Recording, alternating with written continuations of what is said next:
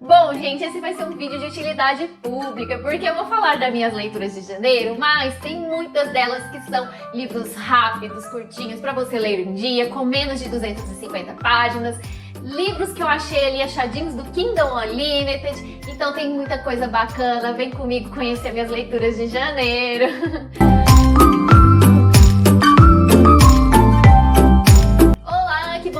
Aqui para mais um vídeo deste canal. Eu sou a Úrsula e hoje eu vou contar para vocês tudo que eu li em janeiro. Quero te pedir para se inscrever no canal se não for inscrito, deixar um like logo no início do vídeo para me ajudar na divulgação, comenta, me dê dicas de vídeos, o que você quer ver por aqui. Eu tento agradar e trazer o conteúdo para vocês e compartilha com os amigos. Se você quiser comprar qualquer desses livros que eu citar no vídeo, você pode olhar na lista ali abaixo em um comentário fixado. Eu deixo os links de todos os livros e também qualquer coisa que você comprar na Amazon, usa o meu link, assim você me ajuda e não gasta mais nada com isso. Então vamos lá, que são 13 livros e eu quero passar rapidinho por eles. Bom, gente, quem assiste os vídeos aqui com frequência sabe que 2022 me deu uma rasteira logo ali na virada, eu fiquei doente, eu fiquei mal, tive ali umas crises assim existenciais e eu acho que essa pandemia tá afetando muito dos meus planos, por isso eu fiquei um pouco mais triste. E por conta desses momentos, eu acabei não lendo tanto nos primeiros dias. Na verdade, eu não li nada. Vou mostrar aqui pra vocês como que tá os dias de leitura do meu planner de literário, né, gente? Aqui, ó, em janeiro, tem vários dias sem leituras, que são esses em branco, e contabilizaram 10 dias que eu não li. Então, gente, a minha primeira leitura concluída foi dia 5. E como eu tava ali já meio deprimida, porque eu não tinha lido nada, não tava conseguindo pensar em leitura, uma dica que eu dou, inclusive, pra vocês é partir pra um quadrinho, ou um livro infantil, um livro ilustrado, alguma coisa rápida, que dê aquele quentinho no coração.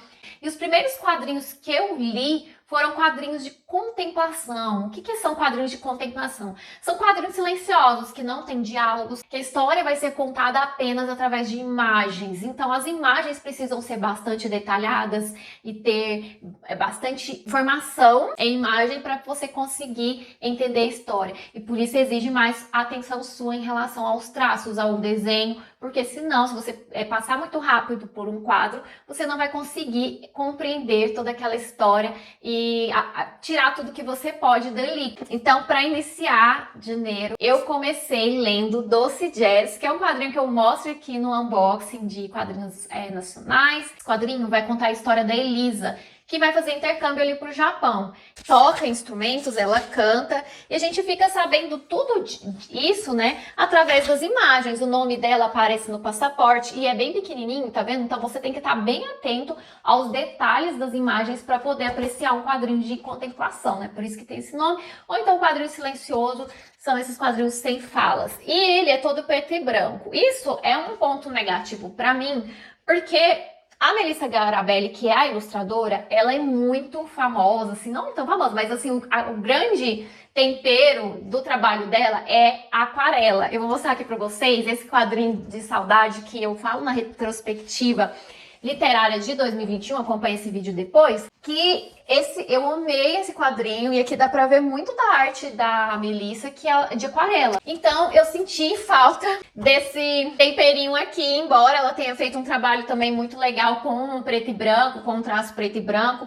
Tem as nuances, as pinceladas não, o desenho em si tem bastante nuance, tem bastante detalhe, mas ainda assim eu senti falta.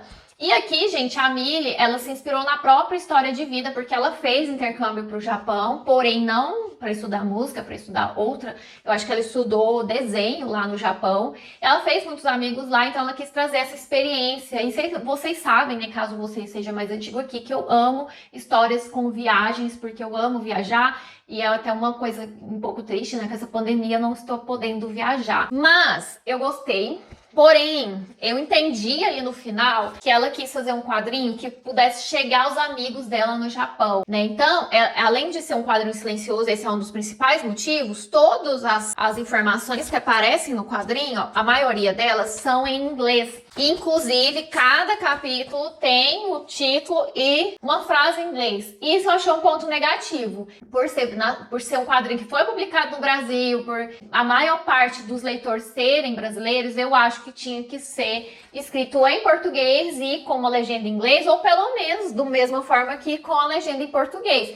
Porque quem não tem tanta afinidade com o inglês pode ficar perdido, gente. E tem muitas informações nos quadrinhos que estão só em inglês, né? É ruim, eu não gosto de obras em português que dão mais importância para outra língua, quando tem muita nome que não é nacional, sabe? Eu fico incomodada. Mas, de forma geral, eu gostei bastante, foi uma ótima leitura de entrada aí para 2022. E eu dei 3 estrelas, mas olhando aqui os traços, talvez eu aumente essa nota para 3,5 estrelas. É isso, primeira leitura. Para vocês entenderem, né? Eu fiquei empolgada, eu fiquei feliz de concluir uma leitura. E aí já peguei outro quadrinho de contemplação, que é esse aqui, que eu mostro lá na minha coleção da Dark Side, é o Cinema Panopticon. Esse aqui, gente, é um traço excepcional, que é do Thomas Ott. Ele é suíço. Então, gente, aqui nós temos outro quadrinho de contemplação, que é um quadrinho silencioso. O traço dele tem aqui tem uma introdução que vai explicar um pouquinho sobre essa técnica de desenho. E aqui, gente, basicamente nós temos uma garotinha que ela só tem 5 moedinhas e ela quer muito brincar no parque de diversões. Só que esse parque, a maioria das atrações são com o valor acima do que ela pode pagar, né? Então ela só tem 5 moedas e aqui qualquer atração tá acima desse valor. Aí no final de um corredorzinho, ela vai encontrar um cinema panóptico. E esse cinema panóptico, gente, basicamente é um tipo de reprodução de imagens, várias imagens com pequenas nuances que no final dá aquela impressão de movimento. Isso aqui foi um dos primeiros técnicas, a primeira técnica, se não me engano, utilizada ali para criar um movimento, né, da imagem, que depois virou imagem de televisão e assim por diante. Então tem ele aborda toda uma questão vintage aqui. E a técnica utilizada, gente, é uma técnica de raspagem, de tipo de gilete. E pela introdução e pelo que eu pesquisei na internet, funciona assim: ele pega uma folha em branco, faz os seus desenhos, depois sobrepõe essa folha, uma folha preta de giz, né? E passa por cima. Então, e aí, depois que ele demarcou, né, o desenho, ele vem raspando por dentro para surgir as imagens. Então, assim, é uma técnica bastante difícil. E aqui você vê os risquinhos, né? É feito com estilete. É feito com estilete. Então, se você aproximar e observar cada detalhe, olha aqui da cortina, é muito, muito bonito, muito interessante. E aí, ela tem 5 moedinhas e dentro desse cinema panóptico tem 5 atrações. Então, ao longo do quadrinho, gente, ela vai ver essas 5 atrações. E é um quadrinho de terror, tá? Então, é pra causar um desconforto aí. Não sei se seria mais 15 anos, mas assim, é um quadrinho que tem algumas cenas um pouco impactantes. Eu gostei muito do quadrinho, eu achei legal. Se fosse só pela técnica utilizada desse raspagem, né, de estilete, eu daria 5 estrelas. Porém, no roteiro, na imagem, assim, eu senti falta. Um final um pouco mais, sei lá, um final um pouco mais redondo. É muito aberto. Eu não importo com finais abertos, mas eu acho que poderia ter tido ali uma imagem de prólogo, sabe? Uma imagem de final que desse um pouco de luz a uma questão que ficou bem aberta. Então, por conta disso, eu dei 4 estrelas, mas toda vez que eu olho ele, eu fico tão impactada com a técnica que eu acho que eu vou aumentar. E, gente, eu tenho esse problema de nota, tá? Eu, às vezes, dou uma nota para uma obra e depois fico refletindo. E se essa obra cresce em mim, se ela me marca muito, eu acabo aumentando a nota. Ou mesmo se eu acabo percebendo que não era tão legal e diminuindo a nota. Nesse caso, eu acho que eu vou dar 4,5 estrelas lá, vou aumentar, tá? E aí, Doce Jazz tem 96 páginas e Cinema Panóptico tem 112. Então, são rapidinhos de ler. O terceiro, gente, também foi um quadrinho nacional, Day Tripper, dos irmãos gêmeos Fábio Moon e Gabriel Sá. Esse quadrinho, gente, é um quadrinho premiado. Ele é um quadrinho que foi muito impactante na época em que foi lançado. Eu comprei essa edição ano passado em um sebo lá na Shopee. É uma edição de 2011 e a edição tá esgotada até o momento. Lançaram uma edição em 2018 que também esgotou. Então é um quadrinho aí que direto, se você encontrar para comprar, compra. compra logo, porque ele vai falar, ele vai esgotar rápido, tá? Caso saia uma nova edição, vou deixar o link aqui de compra da Amazon. E tentem comprar. Ah, Úrsula, mas sobre o que fala Day Tripper? Gente, vai falar sobre vida e morte. Nós temos aqui um personagem chamado Brás, que é uma clara referência à obra de Machado de Assis, o clássico Memórias Póstumas de Brás Cubas. Para quem já leu Memórias Póstumas, vai tratar de um personagem, um Brás Cubas, que está morto. Ele começa o livro morto, contando suas memórias da sua vida, seus arrependimentos. E aqui tem muito sobre isso, né? O Brás, ele é um homem frustrado, que quer ser escritor, quer publicar uma obra, mas atualmente trabalha em uma revista na parte de obituários. Então ele escreve obituário. Ele tá frustrado ali com a vida dele. O pai dele é um escritor famoso, então tem uma pressão ainda maior para ele ser um bom escritor. E aí, gente, o primeiro capítulo termina com o relato da morte do Brás. Então você fica muito chocado com o escrito de um obituário. Então, gente, ao longo da história, você percebe que cada final de capítulo ele vai escrever um obituário sobre uma parte da vida dele ou sobre uma pessoa que passou pela vida dele. É uma obra que vai mexer muito com o seu psicológico, que vai te fazer refletir bastante, que vai falar sobre a fragilidade da vida. Às vezes, em um momento, você está aqui conversando com alguém, mais tarde, algo terrível acontece e você simplesmente morre. E às vezes não é você que morre, é uma pessoa que você conviveu e depois falece de forma inesperada. Então vai falar muito sobre a importância que a gente tem que dar aos nossos pequenos momentos, aos momentos que a gente vive, as nossas escolhas, como elas refletem o nosso futuro, como elas refletem como a nossa vida, que rumo a nossa vida vai tomar. E às vezes eu me peguei chorando, é um quadrinho curto, mas que eu comecei a ler, gente, sendo bem sincera com vocês, em dezembro de 2021. Eu li umas 100 páginas e aí eu parei porque não é um quadrinho leve, tá? Você pode ler ele um dia, bem possível ler ele um dia, mas é um quadrinho que vai mexer muito com o seu psicológico, principalmente se você perdeu alguém recentemente, se você já fez uma escolha da qual se arrepende. Eu acho que a gente sempre tem algum arrependimento na vida.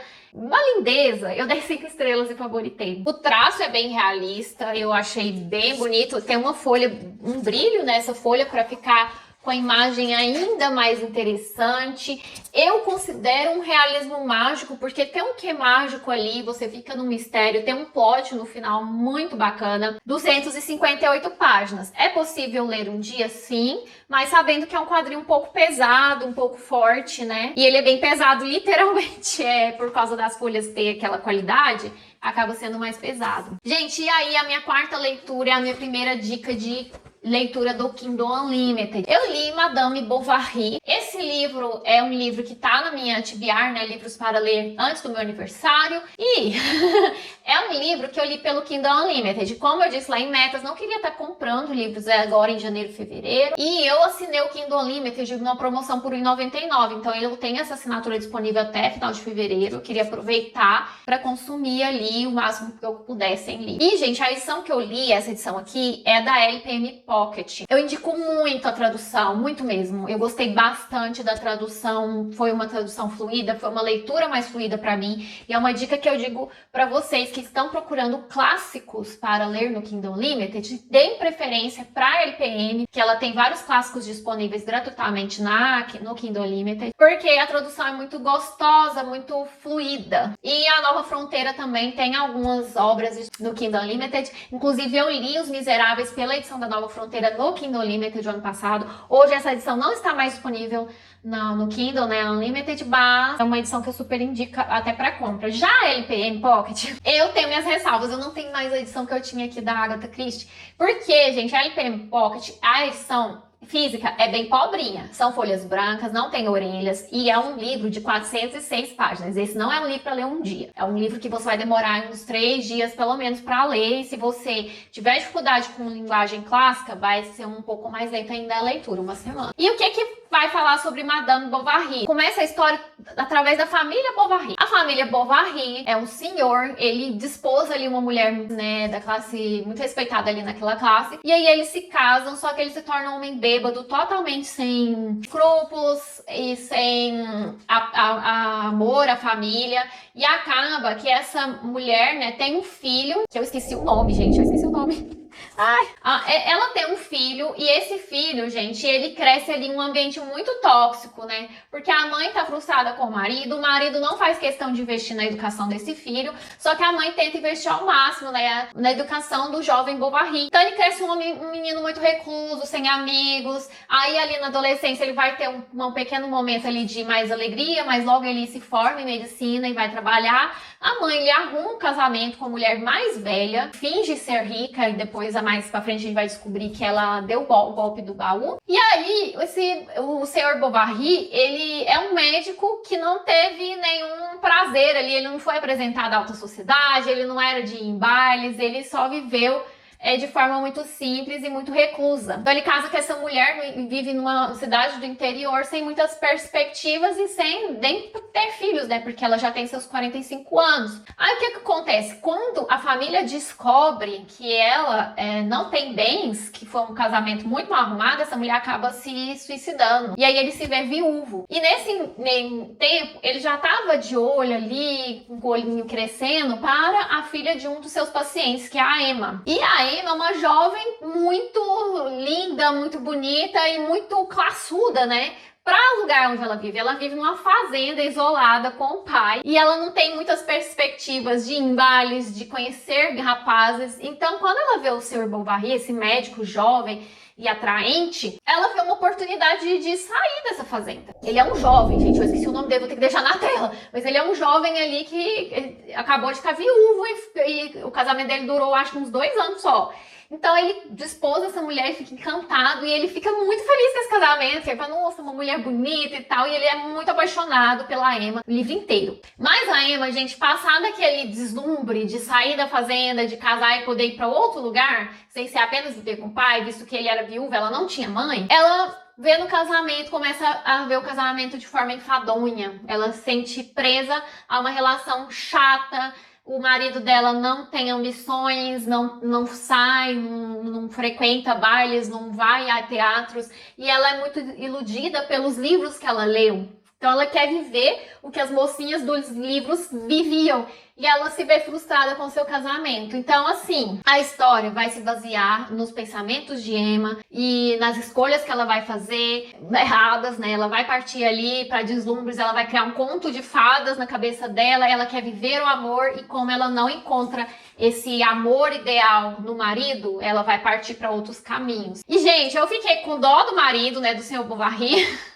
Eu fiquei em alguns momentos com pena da Emma, mas ao mesmo tempo com raiva dela, porque o marido dela é muito bom pra ela. Ele faz tudo, todas as vontades dela. É da raiva, mas ao mesmo tempo é compreensível, porque naquela época a mulher não tinha muitas opções. E assim, gente, eu gostei em alguns momentos, eu achei muito inovador pra época em que foi publicado, gente. É interessantíssimo.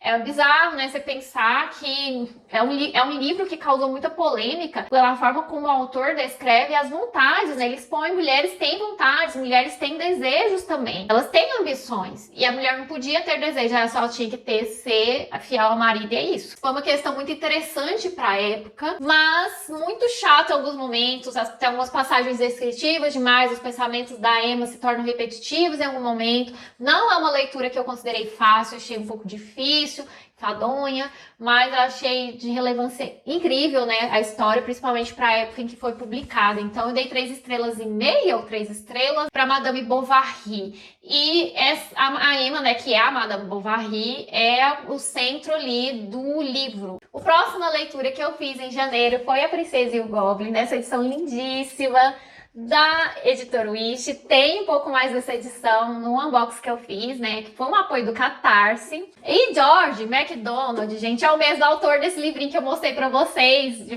12 para Além, 2022. Fantástico. Então, gente, ele, como já diz aqui na capa da traseira aqui, o avô da fantasia moderna.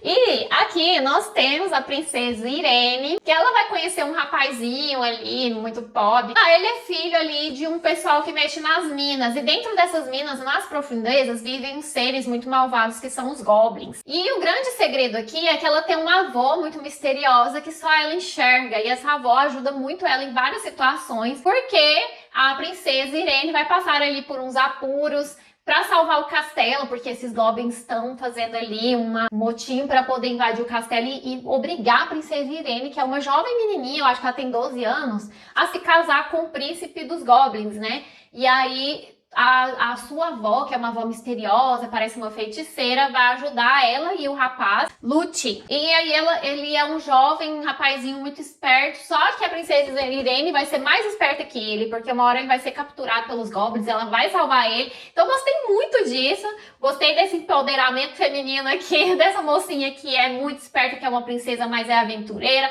que mete o pé na lama, dessa senhora feiticeira, achei muito legal, tem uma parte fantástica aqui bem interessante. É um livro de 240 páginas, gente, mas ele tem tantas figuras, pelo menos essa edição aqui, que dá pra ler em um dia facilmente, tá? A diagramação tá muito boa também. E, gente, muitos dos clichês, que tem vários clichês aqui de fantasia mais jovem, e isso aqui, gente, é a avó dos clichês, é o livro que inspirou os clichês que a gente conhece, então é muito legal conhecer a obra original, que deu aí muitas inspirações para as outras obras infantis, outras obras de fantasias posteriormente. Quando eu li esse livro em janeiro, ele tava uma outra edição da Princesa Igual, vou deixar a capa aqui, estava no Kindle Unlimited. Mas no momento que eu tô gravando esse vídeo em fevereiro, ele saiu do catálogo. Então assim, pode ser que em algum momento volte a estar no catálogo, mas essa ediçãozinha aqui, para quem não pode pagar por essa, porque essa daqui eu acho que é uns 60 reais, essa ediçãozinha aqui tá por 20, é da Princípios. A Princípios traz edições de clássicos mais em conta. Eu gosto muito. Da editora Princípios, eu tenho aqui o Professor, e são edições assim, ó, molinhas, simples, mas com folhas amareladas, diagramação boa.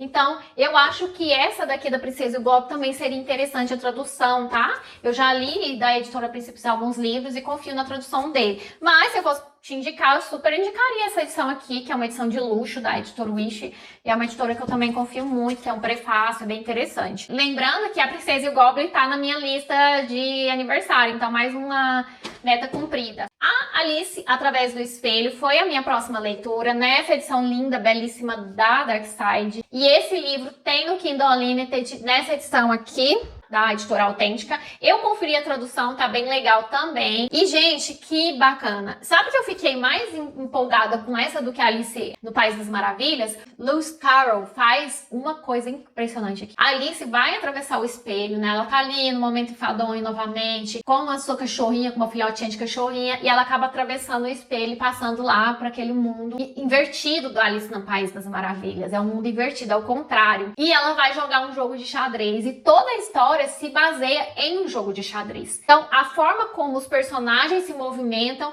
depende da forma como eles têm que se movimentar em um jogo de xadrez. Lembrando, por exemplo, o cavalo se movimenta em L. Ela é uma peça, um peão, então ela só pode movimentar uma casa por vez. Então é muito legal, gente. Eu assustei muito com esse livro. É porque assim, é muito inteligente. Como que ele conseguiu fazer, sabe? E no final tem algumas fotos que mostra, por exemplo, as tias dele jogando xadrez, e tem várias anotações que ele era um matemático. E ele traz muito de matemática, muito de lógica pro livro Alice Através do Espelho. Tem gente que não gosta desse livro, prefere Alice no País das Maravilhas, mas eu acho tão grandioso quanto. E vai ter, gente, o Chapeleiro, só que com outro nome, porque é tudo invertido. Então vai ter também a Rainha de Copas, a Rainha Vermelha, a Rainha Branca. E é genial, muitas ilustrações, eu fiquei tão abismada. Eu dei 4,5 estrelas e favoritei, mas eu daria 5, ó, eu tô aumentando as notas. Oh, meu Deus, aqui, gente, pra Princesa e Golpe eu dei 4. Ele tem também, gente, 192 páginas, então mais uma diquinha de livro que tem no Kindle Unlimited e que dá pra ler em um dia facilmente.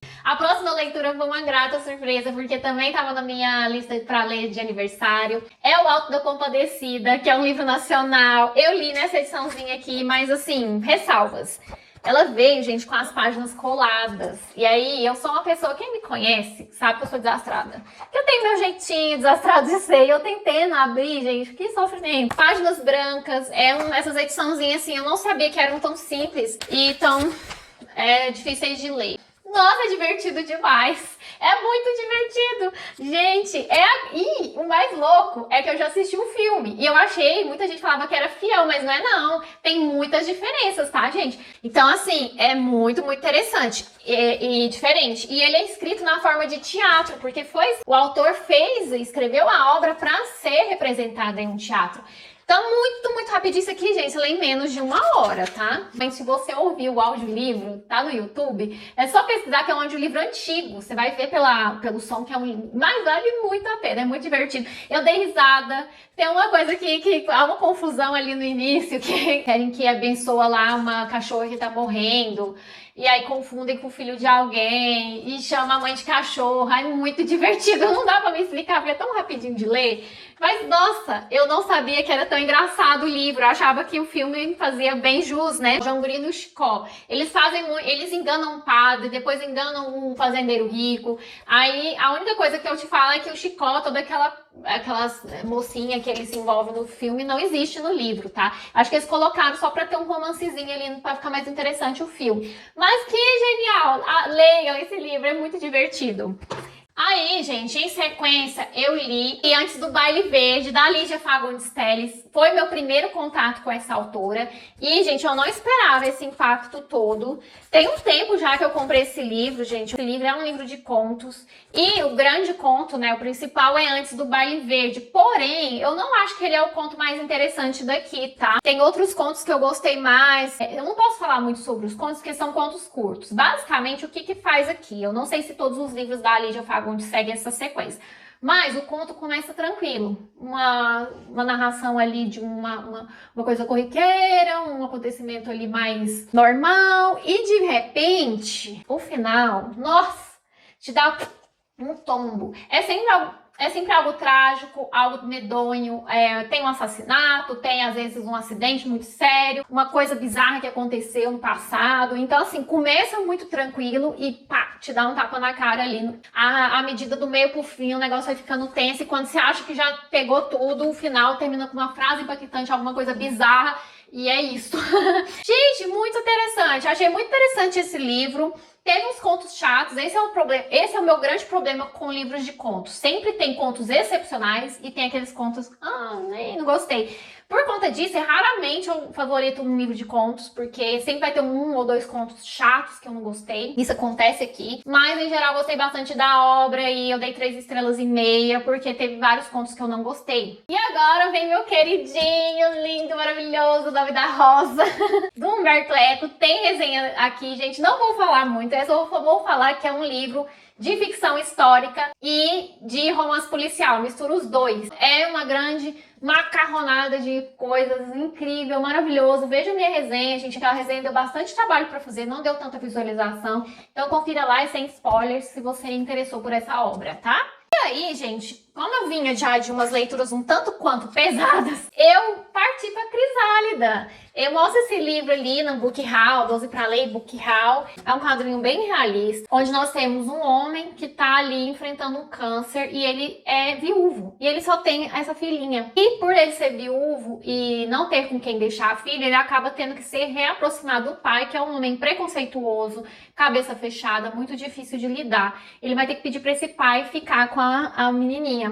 E ao longo desse momento, o pai se aproximando do filho, sendo um homem muito fechado e tendo que abrigar essa menina na casa dele, ele vai perceber o quanto ele é preconceituoso e o quanto ele precisa crescer e aprender. Então ele vai aprendendo, inclusive, a pentear o cabelo da menina, que é um cabelo crespo, a perceber os preconceitos que ela sofre que ele não enxergava. E vai ter também um casal de homens, né, gays, que adotou um casal de crianças, que vai se aproximar desse senhor por conta da menininha, que moram no mesmo prédio. Então vai ter muito sobre aceitar o diferente, aceitar o próximo, sobre preconceito. Eu dei 4 estrelas porque eu queria mais da história. Eu acho que algumas questões aqui poderiam ser melhor trabalhadas, exploradas. Afinal, acaba sendo doce demais. O crescimento do senhor acaba sendo um pouco rápido demais. Porém, 4 estrelas. Eu sei que tem muita gente favorita, faz muita razão, sabe? É um livro que eu acho que você precisa ler esse quadrinho. Mais um quadrinho que dá pra ler um dia.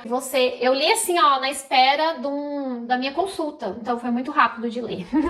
O próximo livro que eu li em janeiro, gente, é um clássico. E esse aqui, além de ser um clássico, O Diário do Subsolo, é um presente que eu recebi da Mulan. Eu queria muito ler. Eu tô tentando ler os presentes que vocês me dão, que amigos me dão, dando prioridade pelo menos um ou dois por mês. E ele ainda, além de ser um presente maravilhoso, essa edição incrível, tá na minha lista de ler, né, pro aniversário. E eu gostei muito de Crime e Castigo, do Dostoiévski. Gente, e que legal! Esse livro é divertido. Ele te deixa com raiva, te deixa empolgada, reflexiva. Eu marquei até bastante. E é um personagem, gente, amargo. Você não vai saber o nome dele, você não vai saber muita coisa sobre ele, porque ele só diz que ele mora isolado do mundo, no subsolo, e ele começa a contar coisas do passado dele, que aparentemente vai entender que é o motivo dele estar nesse subsolo, né? Que é um quartinho ali apertado, ele não trabalha, ele saiu do emprego, porque ele recebeu uma herança. Só que a herança não é grande, mas ele resolveu sair do emprego e viver com aquela pequena quantia, ter poucos gastos por mês para não ter que trabalhar e não ter que se relacionar com as pessoas,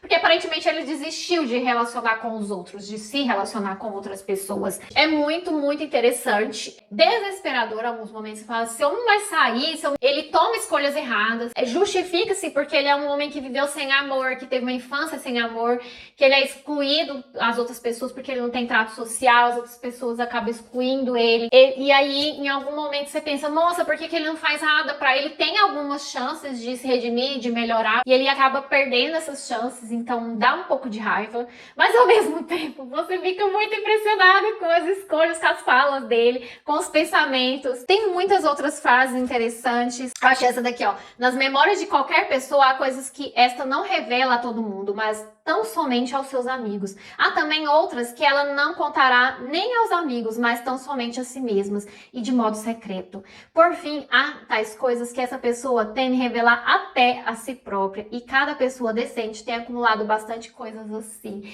Então, ele faz umas reflexões, eu me identifiquei, sabe? Às vezes eu tenho uma dificuldade de ter um trato, relacionamentos, né, com outras pessoas. Sou uma pessoa um pouco introvertida, e aqui ele mostra o ápice do introvertido, o ápice do homem sem tato nenhum social. Eu gostei muito. Eu acho que se você me perguntasse um livro do Dostoiévski para começar a ler Dostoiévski, eu indicaria O Diário do Subsolo, mais do que Crime e Castigo, porque Crime e Castigo foi muito mais desafiador. Então eu percebi que o autor tem uma questão muito bacana de trabalhar emoções, né? O psicológico, ele explora o psicológico do personagem até a última gota. É bem interessante isso, gente. E é um livro super rápido, 132 páginas. E, gente, ele tem várias traduções. Ele é conhecido como Diário do Subsolo, mas tem Memórias do Subsolo e Notas do Subsolo. Então você vai encontrar esse livro desses 3 títulos traduzidos, né, do nacional. E uma edição que eu indico muito, que eu gostei bastante, porque essa eu achei que um pouco truncada, tá? Eu li nessa edição, marquei, mas eu verifiquei se tinha no Kindle Unlimited. Tem essa daqui, Notas do Subsolo, a tradução é mais tranquila, é mais fluida, eu diria. Então eu indico muito essa leitura, eu dei 4 estrelas, porque eu fiquei um pouco frustrada no final, porque eu acho que ela termina muito abruptamente, sabe? E eu queria um pouco de que o personagem se redimisse. E depois, né, dessa leitura, eu fiquei uns dias sem ler, mas aí eu voltei com Beleza Negra. Beleza Negra também tem uma edição no Kindle Unlimited, eu conferi pra vocês, a tradução tá bacana, então dá pra você ler no Kindle Unlimited, porque essa daqui é uma ediçãozinha mais cara, né, da editora Wish, que tem um prefácio muito interessante, gente. E basicamente, aqui pela essa imagem que eu tô mostrando pra vocês, é um livro que vai falar sobre trato ao cavalo. Na época em que ele foi publicado, em 1877, o cavalo era instrumento mesmo de locomoção, ele era utilizado para puxar as carruagens, para condução, então era um meio de locomoção. E a Ana, ela sofre, né, que é a autora, ela sofre um acidente ali na sua adolescência, e ela já era amante dos animais, então ela não consegue se locomover, né? Ela tem dificuldades para andar e ela acaba dependendo ainda mais dos cavalos. Quando ela chega aos 50 anos de idade, ela é diagnosticada com uma doença que vai levar a sua vida em até 6 meses. Então ela vê ali no fim da sua vida uma oportunidade de escrever uma obra que enaltecesse os cavalos e que alertasse também para os maltratos que ocorriam na época e que ainda ocorre até hoje. Que muitos cavalos que tinham uma vida útil ali de 20 anos acabavam morrendo com 4 anos de idade, em média, por causa dos maltratos, da falta de comida, da falta de manutenção, de uso de equipamentos, de exploração excessiva do animal. Então aqui nessa obra vai contar a história de um cavalo, ele vai mostrar as suas vivências e as casas por onde ele passa, donos bons, donos ruins, os maltratos, ele quebra a perna, ele passa muito perrengue, e aí é uma grande alerta. E na época essa obra foi tão importante, abriu os olhos das pessoas para criar leis que protegessem os animais. Então, assim, foi uma obra que repercutiu mundialmente. E conhecer a história por trás da obra, saber que a Ana, ela não só viveu 6 meses, como ela viveu mais 2 ou 3 anos, ela conseguiu ver a sua obra sendo publicada e fazendo sucesso e trazendo aquela questão que ela tanto queria a público. Então, é uma história impactante. Eu chorei porque tem umas partes muito tristes mesmo. Tem um pouco a ver com o filme, né, que é o meu favorito, Spirit, mas não é tanto como eu pensava, tem mais a ver com o trato mesmo de animais. Pra quem não conhece de cavalo, vai ser uma leitura um pouco assim chata em alguns momentos, porque ele é bem descritivo, e por conta disso eu dei 4 estrelas, mas sabendo aí você que é uma obra que vale super a pena, muito importante, até hoje em dia tem lugares que dependem dos cavalos para se locomover, então é uma obra que faz aí, abre os olhos para essa questão tão triste, né, de maltratos aos cavalos e aos outros animais também, tá? Por fim, a última leitura que eu fiz foi pós-escrito Ao Nome da Rosa. Eu li esse livro, que é de não ficção, onde o autor Humberto Eco vai falar ali sobre as suas escolhas, né, algumas inspirações, autores que inspiraram obras e tudo, o motivo do nome da rosa, e vai falar que eu li esse livro justamente para fazer resenha, então foi interessante conhecer as opiniões do autor e eu tirei vários cortes dessa obra. É uma obra de 66 páginas que você vai só encontrar em sebo. Eu tive a oportunidade de encontrar uma cópia na biblioteca digital da universidade onde eu trabalho, foi assim que eu li. Eu dei 4 estrelas, tá, pro pós-escrito. Eu acho que eu queria um pouquinho mais ainda. A gente sempre quer mais de uma obra que a gente amou, né? Bom, então essa foi minha pilha de livros que eu li em janeiro, né? Eu espero que vocês tenham gostado das dicas. Me conta aqui quais desses livros você já leu, conta o favorito seu de janeiro aqui nos comentários. Então, muito obrigada por assistir até o final. Até o próximo vídeo. Um beijo, tchau!